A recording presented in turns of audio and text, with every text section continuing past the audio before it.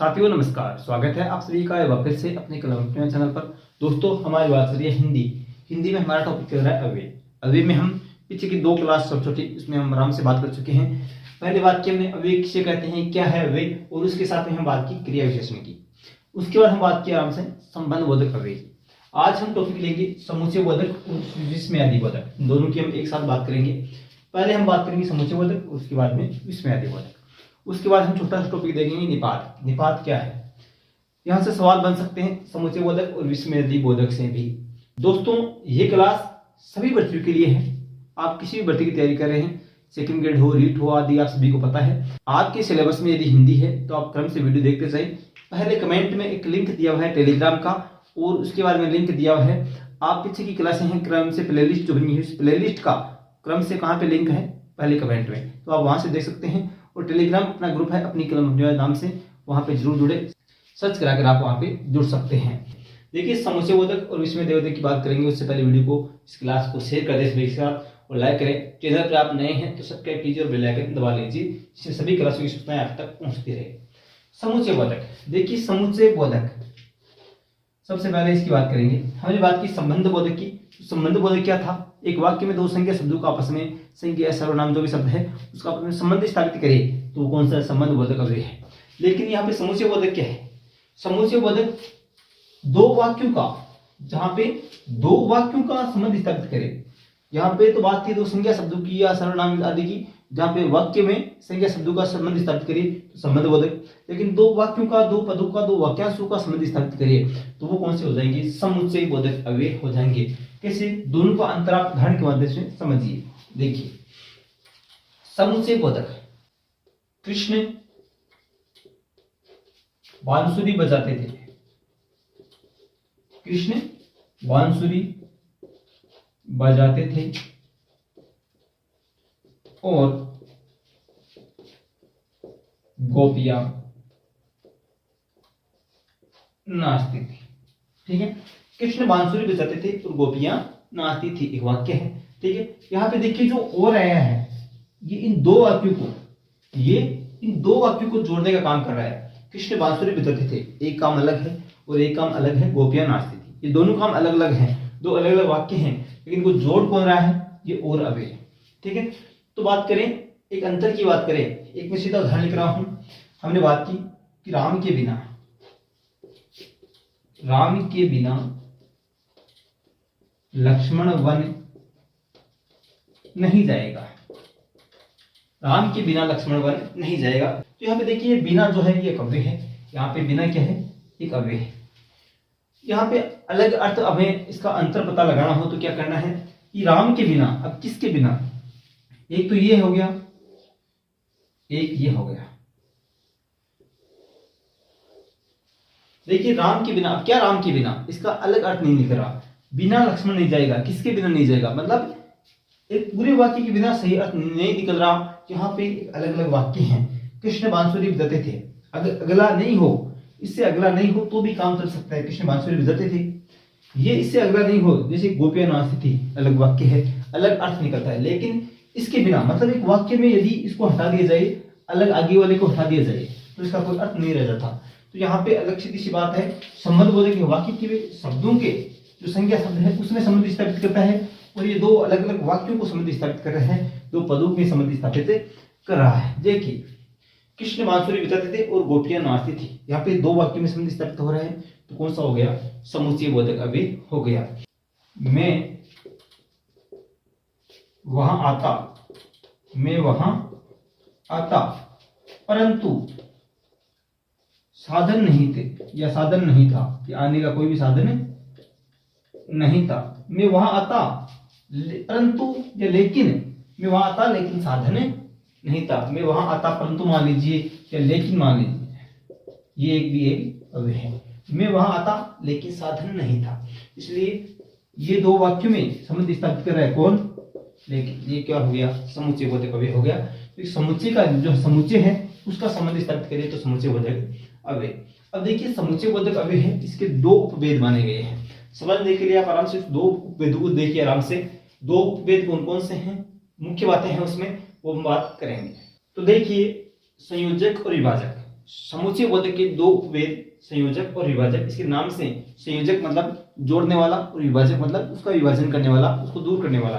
तो वाक्यों को जोड़ने वाला मतलब उसके बाहुओं को जोड़ने वाला, वाक्य को जोड़ने वाला हो तो वो संयोजक हो जाएगा और उसको अलग करने वाला हो तो विभाजक हो जाएगा। देखिए कैसे, तथा और एवं व, इसलिए ये जो है तो ये सभी क्या है, इसमें आपकी संयोजक वाले, इसमें जोड़ने वाले हैं। कैसे, देखिए अध्यापक बोल रहा था तथा बच्चे लिख रहे थे।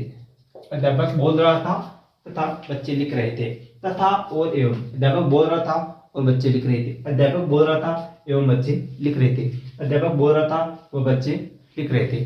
तथा और व एवं, ये सभी एक में लगभग प्रयोग हो सकते हैं। तो यहाँ पे देखिए इन दोनों को जोड़ने का काम कर रहा है। यहाँ पे तथा अध्यापक बोल रहा था और बच्चे लिख रहे थे, दोनों को जोड़ने का काम कर रहा है कि दोनों साथ साथ काम कर रहे हैं। यहाँ पे कौन सा हो गया, संयोजक। कौन सा, समुच्चय बोधक, दो वाक्यों को जोड़ रहा है। पहली बात, हमें आप इनके उपवेदों के चक्कर में मेरे हिसाब से न पड़े, आपको समझ आना चाहिए कि संबंध बोधक क्या है, समुच्चय बोधक क्या है, क्रिया विशेषण क्या है। वो मुख्य बात यदि आपकी समझ में आ गई तो मोटा मोटी सवाल मेरे हिसाब से लगभग 99% यहाँ से बन जाएगा।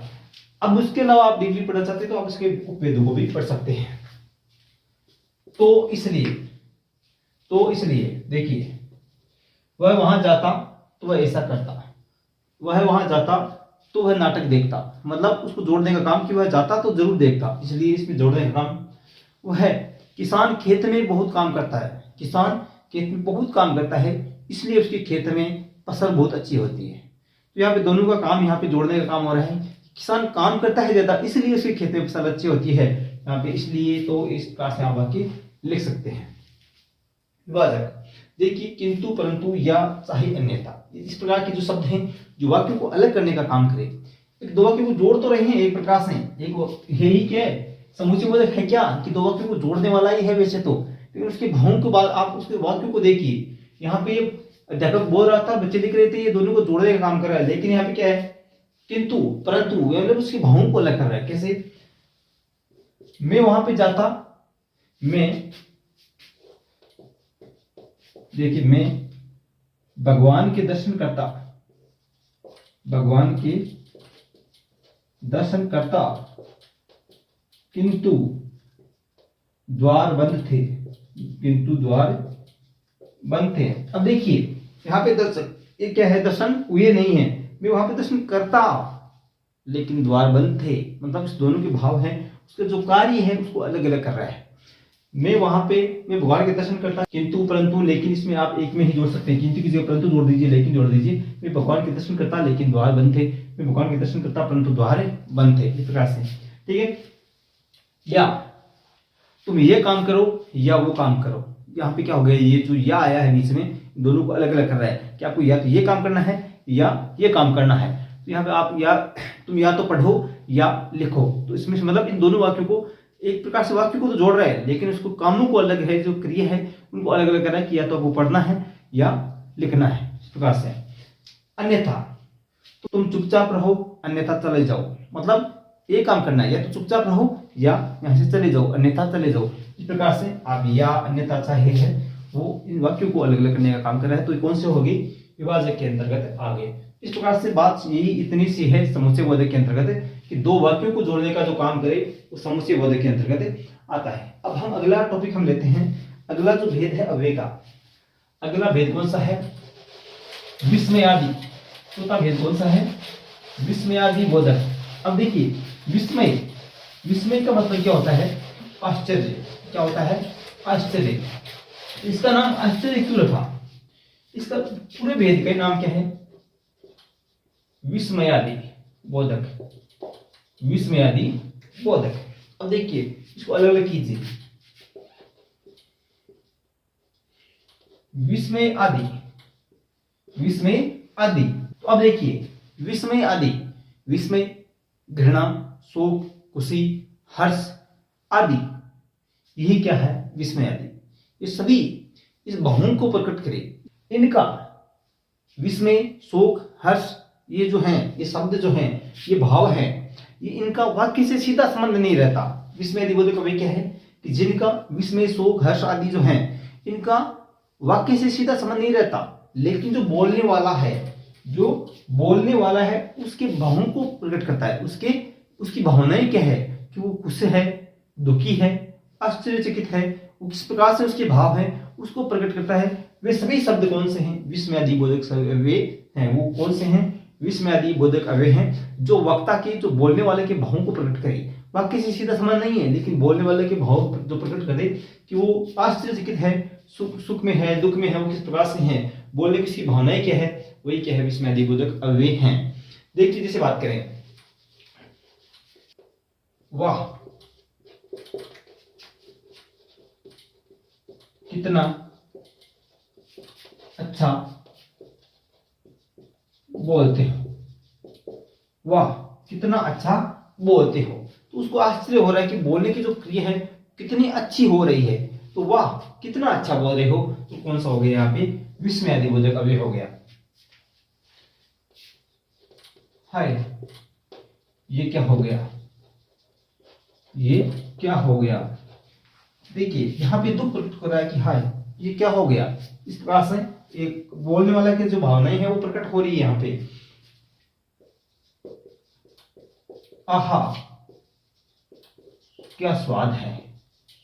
कोई चीज हम खाते हैं, कोई स्वादिष्ट वस्तु खाते हैं कि आह क्या स्वाद है, तो मतलब हर्षबोधक है। यहाँ पे अगला खुश हो गया, तो यहाँ पे इसके भाव प्रकट हो रहे हैं। तो वे अब ये शब्द जो वाक्य से सीधा संबंध नहीं रखते हैं, लेकिन वक्ता के भावों को प्रकट करे, वो विस्मयादि बोधक अव्यय आते हैं। अब इसके अलग अलग भेद होते हैं। विस्मयादि बोधक के आप अलग अलग उपभेद भी होते हैं, जैसे विस्मय हो गया, शोक हो गया, हर्ष हो गया। इस प्रकार से हम देखेंगे इसके अलग अलग कौन से भेद होते हैं। यहाँ से अलग सवाल बन सकता है उसके उपभेदों से भी, किसमें हर्ष है, शोक है, कौन सा है, तो वो आपको पता लगाना है। तो दोस्तों देखिए, जो विस्मयादि बोधक अव्यय हैं इनके भावों के आधार पे, वक्ता के भावों के आधार पे मुख्य 7 भेदों में बांटा गया है। वैसे हम बात करें तो मेरे हिसाब से मैं आपको बताऊं तो ये अनुमोदन बोधक और स्वीकार बोधक ये दोनों लगभग एक ही बात के हैं। ठीक है, तो मुख्य 6 हो गए, और इसके अलावा बात करें तो 7 आपको भेद मानने हैं। कौन से? विस्मयादि बोधक के। कौन से? विस्मयादि बोधक। ये दोनों मिलते जुलते हैं। ठीक है, तो आश्चर्य बोधक पहला कौन सा है? आश्चर्य बोधक किसके? विस्मयादि बोधक अव्यय है, जहां पे बोलने वाले के जो भाव निकलते हैं, ठीक है, उसके आधार पे आश्चर्य बोधक। यदि बोलने वाला आश्चर्यचकित हो जाता है किसी बात को देखकर, किसी वस्तु को देखकर, किसी बात को सुनकर, तो कौन सा हो जाएगा? आश्चर्य बोधक अव्यय। कैसे? वाह कितना सुंदर दृश्य है, वाह मतलब उसको आश्चर्य हो रहा है, तो यहाँ पे हो गया वाह। मतलब यहाँ पे जब हम विस्मयादि बोधक की बात करें तो दोस्तों यहाँ पे ये जो वाह लिखा है उसके बाद ये चिन्ह होना जरूरी है। ये जो खड़ी लाइन और उसके नीचे बिंदु, ठीक है, ये चिन्ह आपको यहाँ पे मिल जाएगा लगभग। मेरे हिसाब से यहाँ पे विस्मयादि बोधक अव्यय हो जाएगा। वाह है, क्या बात है, ओहो कितना अच्छा है, क्या ऐसा हो गया है। मतलब ये जो आश्चर्य होने वाली जो बातें हैं, ये जो आपके चिन्ह हैं, ये शब्द हैं, इसके आधार पर हम पता लगा सकते हैं कि अगला बोलने वाला क्या है? आश्चर्यचकित है। इसके आधार पर इसका कौन सा हो जाएगा? ये बात करें तो कौन सा अव्यय है? विस्मयादि बोधक अव्यय है। ये तिरस्कार वाला आ जाए तो भी विस्मयादि बोधक अव्यय है, विस्मय का आ जाए तो भी विस्मयादि बोधक अव्यय है। देखिए हर्षबोधक, हर्ष मतलब खुशी। यदि बोलने वाला खुश हो जाता है किसी बात से तो वहाँ पे हर्षबोधक, ये हर्षबोधक जो है वो विस्मयादि बोधक अव्यय का ही उपभेद है। ये एक अव्यय है विस्मयादि बोधक, उसका ही उपभेद क्या है? हर्षबोधक। अब यहाँ पे हर्षबोधक मतलब जहाँ पे बोलने वाला यदि खुश हो रहा है किसी बात से, किसी दृश्य को देखकर, तो वहाँ पे हर्षबोधक अव्यय। जैसे आहा क्या स्वाद है, आहा क्या रंगीन नज़ारा है, मतलब वहाँ पे तो आश्चर्य है और यहाँ पे खुश हो रहा है, हर्ष, उसको खुशी हो रही है। तो बोलने के तरीके से हम पता लगा सकते हैं कि उसको आश्चर्य है या केवल खुशी है, उस आधार पे। वाह वाह क्या कहना, शाबाश क्या कहना, ये सभी क्या है? यहाँ पे हर्षबोधक अव्यय के अंतर्गत आ जाएंगे। शोकबोधक मतलब जहाँ पे बोलने वाला यदि वक्ता जो है उसको दुख हो रहा है किसी बात से, किसी दृश्य को देखकर, या कुछ जो भी कारण हो उसको यदि दुख हो रहा है, शोक हो रहा है, तो वो शोकबोधक विस्मयादि बोधक अव्यय के अंतर्गत आ जाएगा। हाय ये क्या हो गया, हे राम तूने गलत किया, आह बहुत गलत हुआ, त्राही त्राही, तौबा तौबा। इस प्रकार के जो शब्द हैं ये कौन से हैं? मतलब उन शब्दों के आगे आपको वाक्य में इस प्रकार से ये चिन्ह मिल जाएंगे। ठीक है, तो ये भी आपको ध्यान रखना है। लगभग मेरे हिसाब से यहाँ पे हो जाएगा आपके इतने में। तिरस्कार बोधक मतलब जहाँ पे तिरस्कार मतलब किसी का अपमान के रूप में हम किसी के शब्द बोल रहे हैं, छी छी, दूर हटो, हट, चले जाओ यहाँ से, अरे चले जाओ, धिक, चुप रहो, मतलब धक तेरी की, ये जो शब्द बोल रहे हैं तिरस्कार वाले, वो कौन से हो गए, तिरस्कार बोधक। ये कौन से किसके उपवेद हैं, विस्मय आदि बोधक के ही उपवेद है। छी छी, कितनी बदबू आ रही है, तो वहाँ पे ये वाक्य है, इसमें कौन सा अव्यय है, इस प्रकार से वाक्य आ जाए, छी छी कितनी बदबू आ रही है, तो इसमें कौन सा होगा, विस्मय आदि बोधक अव्यय हो जाएगा। स्वीकार बोधक और अनुमोदन बोधक। अब देखिए, अच्छा जी हम चले जाएंगे, जी हाँ बिल्कुल, मतलब यहाँ पे स्वीकार कर रहे हैं, जी हाँ आपने सही कहा, ठीक ठीक हम जा रहे हैं, हाँ बिल्कुल ऐसा करना चाहिए, जी हम चले जा रहे हैं, मतलब इस प्रकार से जो स्वीकार कर रहा है, अनुमोदन कर रहा है, ठीक हम जा रहे हैं, अच्छा हम लिख रहे हैं, शाबाश क्या बात कही है, मतलब उसको अनुमोदन कर रहा है उस बात को, हाँ हाँ हम जा रहे हैं, इस प्रकार से अनुमोदन और स्वीकार बोधक हो जाएगा। बात करें संबोधन, मतलब जहाँ पे किसी को पुकारने की बात हो, संबोधन की बात हो, किसी को बुलाने की बात हो, अरे इधर आओ, अरे राम इधर आओ, रे सुन रहे हो, अजी सुन रहे हो, जी सुन रहे हो, मतलब जी आप इधर आइए, हे राम इधर आओ। अब देखिए यहाँ पे हे राम गलत हुआ, यहाँ पे अगला शोक बोधक में है, यहाँ पर भी ऐसा भी बोल सकते हैं हे राम, लेकिन उसको यदि संबोधन के रूप में है, बुलाने के अर्थ में है, उससे बात करने के अर्थ में है, तो यहाँ पे क्या हो जाएगा, संबोधन बोधक। कौन सा, विस्मय बोधक तो है, लेकिन यहाँ पे संबोधन बोधक हो जाएगा। इस प्रकार से अलग अलग भावों के आधार पर इसके उपभेद हो गए। तो इस प्रकार से समूचे बोधक और ये हो गया विस्मयादि बोधक। अब हम बात कर लेते हैं निपात की, कि निपात क्या है। देखिए निपात आपने नाम सुना होगा, अब आज हम बात करते हैं निपात की। तो देखिए बात करते हैं निपात। निपात क्या है, निपात की हम बात करें तो निपात का कोई लिंग वचन नहीं होता है, निपात पूर्ण रूप से अवयवी भी नहीं माना जाता। निपात है क्या, निपात किसी शब्द पर बल प्रदान करने के लिए उसका प्रयोग किया जाता है, किसी शब्द विशेष पर बल प्रदान करने के लिए वाक्य का उस वाक्य में प्रयोग किया जाता है, किसका, निपात का। जैसे उदाहरण के माध्यम से समझिए, बी ही तो मत ना क्या जी सा से सी, इस प्रकार के जो शब्द हैं वो क्या हैं, निपात हैं। अब निपात का बात करें तो अव्यय जो होता है, पूर्ण अव्यय जो होता है, उसका जब वाक्य में प्रयोग करें तो पूर्ण अव्यय का अलग अर्थ होता है, क्योंकि इसलिए ये जो है अव्यय वो उसका अलग अर्थ है, लेकिन निपात का कोई अलग अर्थ नहीं होता है वाक्य में, तो वही क्या है, निपात है। जैसे हम बात करें, अब वाक्य में एक किसी शब्द को किसी शब्द पर बल प्रदान करने के लिए इस निपात का प्रयोग करते हैं, कैसे कि मैं भी। अब आप उस उदाहरण से समझ जाएंगे कि निपात क्या है। मैं भी मिठाई खाऊंगा, मैं भी मिठाई खाऊंगा, एक वाक्य तो ये है। एक है मैं मिठाई भी खाऊंगा। अब यहाँ पे देखिए एक निपात तो है भी, यहाँ पे एक निपात है यहाँ पे। अब देखिए इसका अर्थ है मैं भी मिठाई खाऊंगा, तुम सब खा रहे हो तो मैं भी खाऊंगा, एक तो निपात हो गया। मतलब उस वाक्य में इस मैं पे बल प्रदान हमें करना है, उस वाक्य में कि मैं भी मिठाई खाऊंगा, इस मैं पे हमें बल प्रदान करना है, तो उस भी का यहाँ पे प्रयोग कर दिया। मैं मिठाई भी खाऊंगा, मैं सब्जी पूड़ी तो खा रहा हूँ, लेकिन मैं मिठाई भी खाऊंगा, उस मिठाई पे बल देने के लिए हम यहाँ पे प्रयोग कर रहे हैं। इसलिए वाक्य में शब्दों पर बल प्रदान करने के लिए इन निपातों का प्रयोग किया जाता है। उसी प्रकार आपने कहीं पे सुना होगा पहले भी, एक उदाहरण देखिए,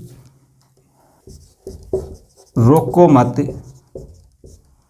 जाने दो, रोको मत जाने दो। अब यहाँ पे देखिए मत जो है ये एक निपात है। मत क्या है, एक निपात है। इसके भी अलग अलग भेद होते हैं, स्वीकारवादक हैं, प्रश्नबोधक हैं, ये सभी क्या हैं, इसके निपात के अलग अलग भेद हो जाएंगे। मत का मतलब हो गया निषेधवाचक हो गया, मत ना ये क्या है, निषेधवाचक हो गया। क्या है तो ये क्या हो गया, प्रश्नवाचक हो गया। इस प्रकार रोको मत जाने दो। अब देखिए इस पे यदि हम बल दें, रोको मत जाने दो, इसका अलग अर्थ हो गया। ठीक है, रोको मत जाने दो, यहाँ पे अलग बात हो गई। रोको मत जाने दो अलग हो गया। यहाँ पे मतलब किसी को रोकना है, रोको मत जाने दो अलग बात हो गई। एक रोको मत, इसके साथ हम बोल रहे हैं रोको मत जाने दो। अब देखिए अलग अलग वाक्य हो गए, अलग उल्टा का अर्थ हो गया, पूरा का पूरा उल्टा अर्थ हो गया कि रोको मत जाने, किसी को रोकना है हमें तो रोको मत जाने दो इसको। एक है रोको मत जाने दो, एक बात ये होगी, एक रोको मत जाने दो, दोनों अलग अलग बातें हो गई। इसलिए यही बात है कि निपात किसी शब्द पे बल प्रदान करने के लिए इसका प्रयोग किया जाता है। इसी प्रकार जैसे तो है, ठीक है, मैं तो पुस्तक पढ़ूंगा, मैं तो पुस्तकें पढ़ूंगा। एक है मैं पुस्तक तो पढ़ूंगा। अब यहाँ पे देखिए, इस मैं पर बल देने के लिए हमने यहाँ पे प्रयोग किया, मैं तो पुस्तक पढ़ूंगा, आप से पढ़े या न पढ़े। यहाँ पे क्या हो गया, अलग अर्थ हो गया। यहाँ पे मैं पुस्तक तो पढ़ूंगा, आपसे अखबार पढ़ूँ या न पढ़ूँ, और कुछ पढ़ूँ या न पढ़ूँ, लेकिन मैं पुस्तक तो जरूर पढ़ूंगा, यहाँ पे अलग अर्थ हो गया। तो यही निपात है। निपात का कोई लिंग वचन नहीं होता, निपात में वाक्य में अलग अर्थ उसका नहीं होता, लेकिन पूरा वाक्य का अर्थ बदल देता है। ये उस निपात में ताकत होती है। तो बात करें, निपात एक अव्यय की भांति है, लेकिन पूर्ण अव्यय भी नहीं होता है। इस प्रकार से आज हमारा अव्यय का टॉपिक लगभग पूरा हो चुका है।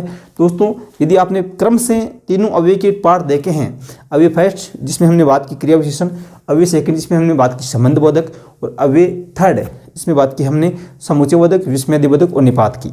क्रम से सभी वीडियो देखे हैं तो आप यकीन मानिए, मेरे हिसाब से यदि आप उसके साथ साथ में जो मैंने बात बताई है आपको स्टार्ट से मैं बताते आ रहा हूँ कि आप जो भी टॉपिक पढ़ें उसके बाद अपने पास जो भी किताबें हैं उसमें ज़्यादा से ज़्यादा उदाहरण देखिए, उसमें ज़्यादा से ज़्यादा प्रश्न देखिए, उसको समझने की कोशिश कीजिए। आप कहीं पर भी मेरे हिसाब से गलती नहीं होगी। तो लगभग हम अव्यय की पूरी बात कर चुके हैं। दोस्तों, पसंद आया तो ज़्यादा से ज़्यादा शेयर करें, अपने साथी को जोड़ते रहें। आप अभी तक इस चैनल पर नए हैं और इस चैनल के नए बने हैं तो सब्सक्राइब का जो बटन है उसको दबा लीजिए और हमारे परिवार के सदस्य बने।